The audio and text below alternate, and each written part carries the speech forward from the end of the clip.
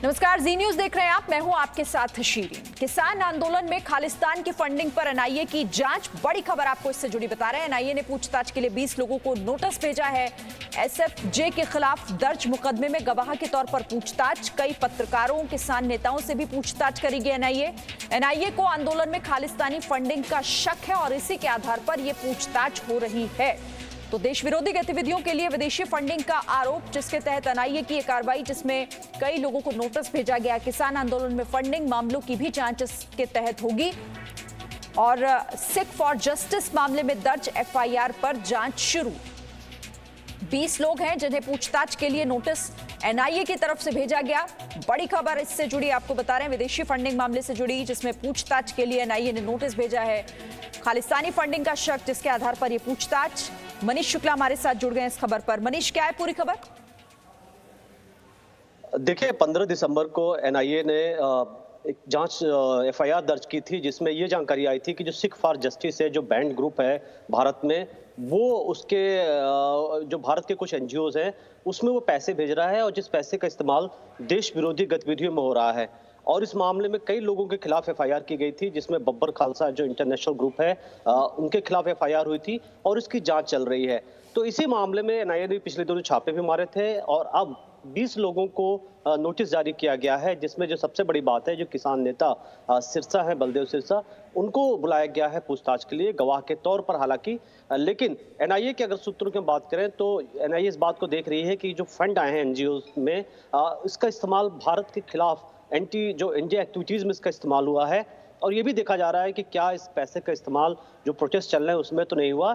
इसके साथ ही साथ इन पैसों को किस किस जगह इस्तेमाल हुआ, क्योंकि पंजाब की अगर बात करें, पिछले साल कई किलिंग्स हुई थी, कई लोगों की हत्याएं हुई थी और इसमें सामने आई थी कि उन लोगों को, जिन लोगों ने इस काम का अंजाम दिया था, उनको पैसे मिले थे बाहर के देशों से। और यूके, कनाडा जैसे देशों में लगातार वहां पर एसएफजे जो है पैसे इकट्ठे करके भारत में भेज रहा है, जिसका इस्तेमाल देश के खिलाफ हो रहा है। तो इसी मामले में आज पूछताछ होनी है। करीब 10 बजे बलदेव सिरसा को एनआईए हेडक्वार्टर आना है। और मनीष, देखिए, पूछताछ इसलिए भी महत्वपूर्ण हो जाती है क्योंकि जी न्यूज भी लगातार इस खबर पर रिपोर्ट कर रहा है और हमने खुद किसान आंदोलन में किस तरह से खालिस्तानी घुसपैठ की जो तस्वीरें सामने आई वो भी दिखाई और इसीलिए ये शक और पुख्ता हो जाता है कि खालिस्तानी फंडिंग किस तरह से इस आंदोलन में हो रही है और ये पूछताछ आज। जी हाँ, बिल्कुल। लगातार हम शुरू से दिखा रहे हैं कि किस तरीके से जो किसान प्रोटेस्ट हुए उसमें प्राइम मिनिस्टर के खिलाफ अपशब्द का इस्तेमाल किया गया। दूसरी बड़ी बात, कई जगह हमने पोस्टर बैनर दिखाए जहां पर खालिस्तान जो सपोर्टर्स थे उनके लिए पोस्टर्स लगाए गए थे। और ये सवाल सरकार से भी जुड़े जो मंत्री लगातार उठाते रहे कि क्या ऐसा तो नहीं है कि इसके कोई एक साजिश रची जा रही है, एक लैब बनाया जा रहा है इस तरीके से प्रोटेस्ट करा करके भारत को स्थिर कराने की। तो किसानों के नाम पर प्रोटेस्ट हो रहे हैं और कई जो पॉलिटिकल पार्टीज, हमने ये भी देखा कि उन्होंने किसानों को बरगलाने की कोशिश की। लेकिन प्रोटेस्ट, देखिए, लोकतंत्र में हम हमेशा बात करते हैं, लोकतंत्र में प्रोटेस्ट सभी का अधिकार है। लेकिन अगर इस प्रोटेस्ट में कहीं भी कोई साजिश ऐसी है जो देश के खिलाफ हो रही है या उथल पुथल सत्ता को पलटने की साजिश हो रही है, तो जाहिर तौर पर हमारे देश की एजेंसियों को इसकी जांच करनी होगी। और ऐसे वक्त में जब एसएफजे ने खुलेआम लगातार भारत के खिलाफ स्टेटमेंट दे रहा है, उसने जो कई ऐसे जो लोग हैं उनको प्रोवोक कर रहा है कि वो तिरंगे की जगह खालिस्तान का झंडा फहराए, उनको इतने पैसे दिए जाएंगे या फंड से आ रहे हैं, ऐसी स्थिति में हमें इस साजिश से सावधान रहना पड़ेगा। और देखने की बात यह है कि एनआईए इस मामले में क्या कार्रवाई करते, किन लोगों को पकड़ करती है और कौन कौन से ऐसे एनजीओज हैं। जो सबसे बड़ी बात है कि कश्मीर से लेकर के पंजाब के एनजीओज, एक मॉडस ऑपरेंडी आ रहा है जिसमें एनजीओ में पैसा डाला जाता है। एनजीओ ये दिखाने की कोशिश करते हैं कि वो वेलफेयर का काम कर रहे हैं, लेकिन ये पैसे का इस्तेमाल आतंकियों के लिए किया जाता है, आतंकियों को दिया जाता है। तो ये एक बहुत बड़ी जांच होगी, क्योंकि अगर एनआईए सब कुछ इसमें सबूत इकट्ठे कर लेती है तो जाहिर तौर पर पाकिस्तान से जो प्रायोजित खालिस्तान का जो आतंकवाद है उस पर रोक लगेगा। और पूरी उम्मीद इस बात को लेकर भी है ना, क्योंकि ये जांच बड़ी है, ये पूछताछ में बहुत सारी बातें ऐसे भी खुलकर सामने आएंगी, जिससे उम्मीद इस बात को लेकर है मनीष की जो पोस्टर्स वहां लगे थे उनके पीछे की हकीकत क्या है, जो वहां पर देश विरोधी ताकतों के समर्थन में नारेबाजी हुई थी, प्रधानमंत्री के लिए मृत्यु गीत गाए गए थे। तो ये तमाम बातें ऐसी हैं जिनका खुलासा पूछताछ के दौरान हो सकता है। जी हाँ, देखिए, अगर अभी की हम बात करें तो एनआईए ये कह रही है कि वो इस बात का पता लगा रहे हैं कि जो एसएफजे है, जो सिख फॉर जस्टिस ग्रुप है, जो यूएस में, कनाडा जैसे देशों से ऑपरेट कर रहा है, उन्होंने क्या क्या देश के खिलाफ काम किया है। और जो खास तौर पर जो बड़ी बात है फंडिंग, फॉरेन फंडिंग, उसका इस्तेमाल कहाँ हुआ है? क्योंकि लंबे टाइम से बात हम लगातार उठाते रहे हैं कि जो देश में फॉरेन फंडिंग का इस्तेमाल एक एजेंडे के तहत किया जा रहा है, देश के खिलाफ किया जा रहा है। और अगर एनआईए पता लगा लेती है कि क्या इसका जो सोर्स है, जो इसका पैसे का इस्तेमाल फार्मर्स प्रोटेस्ट के लिए हो रहा है, क्योंकि फार्मर प्रोटेस्ट में अगर आप जाएं तो वहाँ लगातार आपको देखने को मिलेगा कि काफी ज्यादा वहाँ पैसे आ रहे हैं और जिस तरीके से वहां पर पैसे खर्च किए जा रहे हैं, एक बहुत बड़ा कंसर्न है कि आखिर कौन है जो इतने पैसे वहां पे फंड कर रहा है और कहीं ना कहीं गड़बड़ी की पूरी एक तरीके से वहां चांस लग रहे हैं।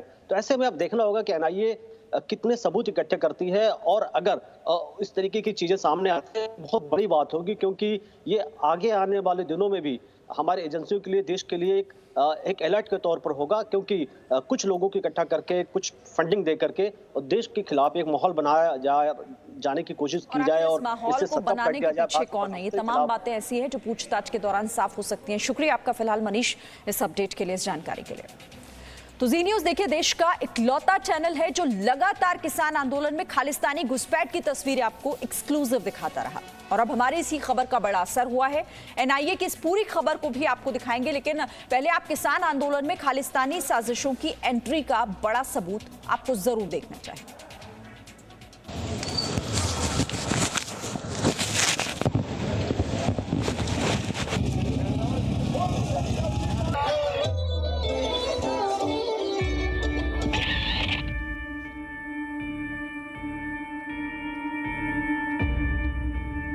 खालिस्तान पर जी न्यूज का खुलासा नंबर 1, किसान आंदोलन में आतंकी जगतार का पोस्टर।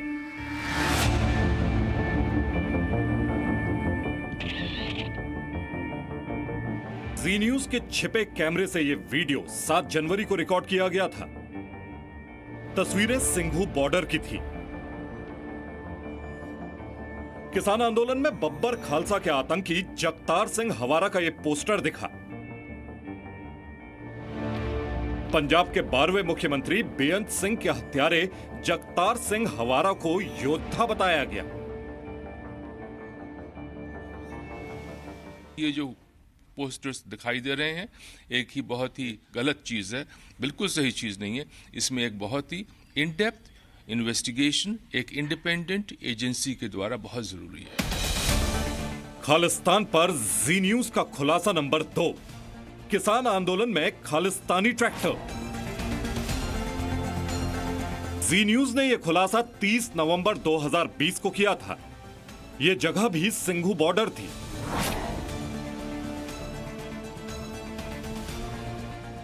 सिंघू बॉर्डर पर जी न्यूज के कैमरे में AK-47 वाले ट्रैक्टर की तस्वीर रिकॉर्ड हुई। अगले दिन यानी 1 दिसंबर 2020 को सुबह भी ये ट्रैक्टर हमें उसी जगह पर खड़ा मिला।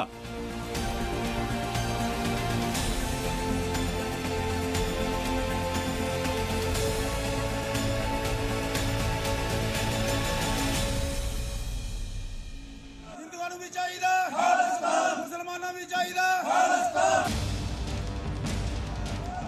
खालिस्तान पर जी न्यूज का खुलासा नंबर 3, आंदोलन की आड़ में आतंकी भिंडरावाले का समर्थन। जी न्यूज ने यह खुलासा 27 नवंबर 2020 को किया था। पंजाब के बरनाला में रेलवे ट्रैक पर कई प्रदर्शनकारी जमा थे। उनके हाथों में आतंकी भिंडरावाले के पोस्टर थे। खुलेआम मुझे चाहिए खालिस्तान के नारे लगाए जा रहे थे।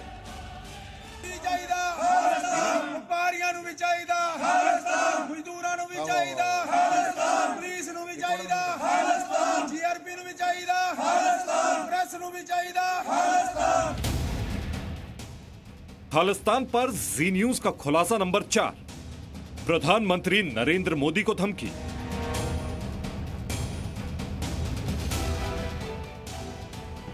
दिल्ली से लेकर पंजाब तक जी न्यूज ने लगातार आपको किसान आंदोलन की पल पल की तस्वीरें दिखाई। हमारे रिपोर्टर हर जगह मौजूद रहे, हर किसान की बात आप तक पहुंचाई, सरकार तक पहुंचाई। लेकिन 27 नवंबर को प्रदर्शनकारी किसानों की इसी भीड़ में हमें प्रधानमंत्री के लिए धमकी भी सुनाई दी। मीटिंग है ये अभी 24 तारीख की रखी हुई है ना, 3 दिसंबर को जो मीटिंग रखी हाँ। तब तक आप यहीं पर यहीं रहेंगे। बैठेंगे। जे उस पर भी कुछ हल रहा हुआ फिर हम बैरिकेड तो क्या, हम तो इनको वैसे ही उड़ा देंगे।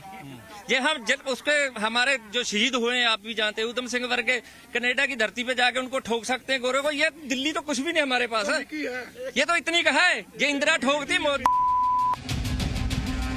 जी न्यूज ने लगातार कोशिश की है कि इन साजिशों से देश का अन्नदाता सावधान रहे, सरकार सतर्क रहे। ये वाकई चिंता की बात है। ब्यूरो रिपोर्ट, जी मीडिया। तो आंदोलन में प्लान खालिस्तान, ये तो आप समझ रहे हैं। अब आपको हम बताते हैं कि आखिर कौन कौन से वो लोग हैं जिन पर एफआईआर में, जिनके खिलाफ जो नामजद हैं। गुरपतवंत सिंह पन्नू एफआईआर में जो आरोपी हैं, उनके नाम एक एक कर आपको बता रहे हैं। परमजीत सिंह पम्मा, इसके साथ ही हरदीप सिंह निज्जर एनआईए की एफआईआर में नामजद आरोपी। और अब किन किन धाराओं में आरोप है ये भी आप देखिए। आपराधिक साजिश के लिए आईपीसी की धारा 120 बी के तहत मामला दर्ज है। देशद्रोह के लिए आईपीसी की धारा 124 ए लगाई गई है। नफरत फैलाने के लिए आईपीसी की धारा 153 ए और राष्ट्र की अखंडता तोड़ने के लिए आईपीसी की धारा 153 बी के तहत आरोप हैं। गैर कानूनी गतिविधियां रोकथाम अधिनियम 13, 17, 18, 18 बी और 20 के तहत केस दर्ज है।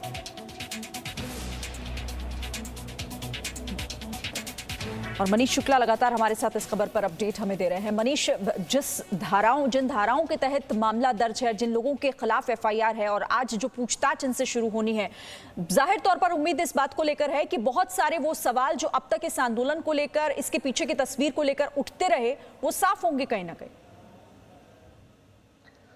देखिए, जाहिर तौर पर एक लंबे टाइम से भारत के अंदर, खास तौर पर हमारी जो एजेंसियों के पास इस बात की जानकारी है कि किस तरीके से पाकिस्तान की आईएसआई प्लान K2 पे काम कर रही है, यानी कश्मीर और पंजाब दो को डिस्टेबलाइज कर दिया जाए, क्योंकि पंजाब देश का काफ़ी रिच स्टेट है। और ऐसे वक्त में जब कोविड का दौर है, जब दुनिया भर की जो अर्थव्यवस्था लड़खड़ाई हुई है और पंजाब जो देश का सबसे रिच स्टेट है, उसको किस तरीके से उसकी इकोनॉमी को ख़त्म किया जाए। आपने देखा कि कैसे हाईवेज पर लोग बैठे हुए हैं और कहीं ना कहीं भारत की अर्थव्यवस्था के लिए एक बहुत ही एक नुकसान है। पूरे देश की जो अर्थव्यवस्था है, इससे डिरेल किया जा सकता है और ये नॉर्मल बात नहीं हो सकती, क्योंकि इतने लंबे टाइम से प्रोटेस्ट हो रहा है और लगातार जब सरकार की और किसान लीडर्स की बातचीत हो रही है, तो कहीं ना कहीं कुछ ऐसा एलिमेंट्स हैं, कुछ ऐसे लोग हैं जो नहीं चाहते कि सरकार की बातचीत जो है किसानों से सफल हो, और जिसमें चाहे चाइना हो, पाकिस्तान हो, उन दोनों के लिए बहुत बड़े फायदे की बात है। और ऐसे वक्त में कोई भी जो प्रोटेस्ट है वो लंबे टाइम तक तभी सस्टेन करता है जब वहाँ पर बाकायदा फंडिंग हो, वहाँ पैसे हो, वहाँ काफ़ी ज़्यादा इस तरीके की चीज़ें हो रही हो। और ये सवाल हमेशा उठता रहा है। अब एनआईए जिस तरीके से उन्होंने एफआईआर की है, जांच कर रहे हैं, क्योंकि लगातार हमने देखा है कि कनाडा, यूके, जर्मनी जैसे देशों में जो खालिस्तानी सपोर्टर्स हैं, सिंपैथाइजर्स हैं, वो लगातार वो भारत के खिलाफ साजिशें रच रहे हैं, जिसमें सबसे बड़ी चीज़ है कि फंड रेस करके भारत के अंदर भेजना।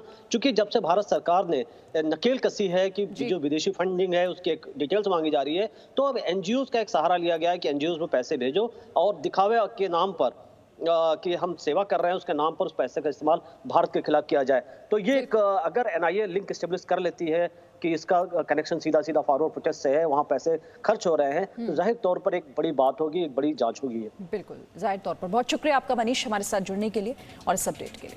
Presenting B News app available on Google Play and App Store. Download it now.